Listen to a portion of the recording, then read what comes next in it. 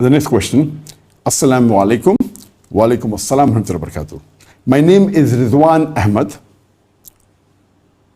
I am 18 plus. I am from Dhaka, Bangladesh, currently studying A-levels. I used to have true belief in Allah until I saw some random atheist videos. It created a lot of questions in my mind about Allah, that whether He is listening to me or not. The scientific things which are written in the Quran, whether it is written by Allah or someone very knowledgeable wrote it. I'm suffering from these types of questions in my mind, and I would like to request you to reply to my message so that I can get a relief from this problem. The question posed by Rizwan Ahmad from Dhaka, Bangladesh is a common phenomena, because nowadays you find on the internet, the whole world has become a global village, and you find on the social media, there are various platforms in which there are missionaries working and they're attacking Muslims.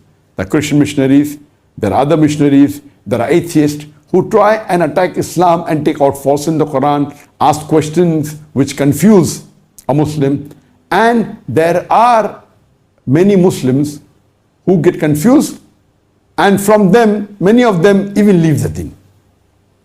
Though compared to the 2 billion Muslims, the numbers are very small, but even if few go, it is a disaster. So what is the solution? These people, these atheists, and those who attack Islam, who are critics of Islam, they pose such questions which is difficult for a normal Muslim or even for a pious Muslim to reply, because these are specialized questions and should be answered only by those who are specialized in answering to the non-Muslims. So that is the reason that we are having these sessions. Ask Dr. Zakir, ask Sheikh Farik, so that you can get the replies to this question. It's difficult for us to go to each of these websites. If we go, we'll be catering to a few hundred. But here, when we are having these live sessions, every week, initially when we started, there were more than 1 million, but now there are a few 100,000 every week watching this program. And after that, it's yet available on the platforms like YouTube, like Facebook, like Al-Hidayah, and millions are benefiting. So the reason we have this session is so that you can ask these questions. And what you said, that there are questions that bring doubt, that does Allah know us? You know, a question like was asked to me during last session, that if Allah knows everything, why do you have to do dua to Allah?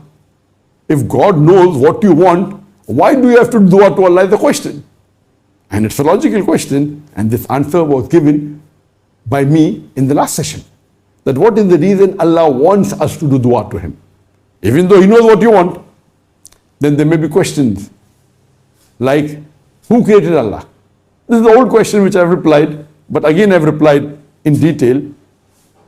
So how to reply to these questions which trap a Muslim? And regarding your other question, that yes, there are scientific points in the Islam, there are many scientific points in the Quran, but most of them, they were known earlier. And that was the question that was asked to me 2 sessions before, which said that Quran says that the light of the moon was its own light.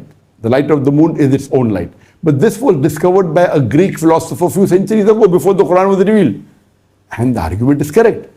But I gave the reply, what they failed to realize, that out of the thousands of things that are mentioned in the Quran, there are a few things which were discovered earlier, but the same Greek philosophers who said that the light of the moon was its own light, they also believed in the theory of geocentrism, that Earth is the center of the universe, which is totally wrong. They also believed that the Earth circled around the sun, which is totally wrong. So imagine someone picking up various things and only selecting that which is right and not copying that which is wrong. It cannot be possible. And I explained in the theory of probability. So these questions, when are posed, and when you try and find on the Google, yes, there was a Greek philosopher said that, that means that Quran is nothing unique. But then I gave the reply, there's theory of probability, that the chances of it being right is how much. And I gave the reply, which you can listen to my answer, which I gave 2 sessions earlier. So these questions that attack Islam have to be replied by someone who specialized in replying to the atheist, someone who specialized in replying logically to the non-Muslims. So that is the reason we have these sessions, Ask Dr. Zakir, in which 30% of these questions we pick up are mainly dealing with these non-Muslims who attack Islam and take out faults in Islam to deviate the Muslims and how to reply. 30% may be logical questions asked by Muslims who may not know the reply, and we reply to that. 30% may be questions on fiqh, and maybe 10% may be on pure comparative religion, quoting the Quran, the Vedas, etc. So these question answer session basically answers to most of these questions. So the two questions that you posed I already replied. What I would suggest to you, brother, is that you hear and watch all my sessions. This is going on for more than 2 years.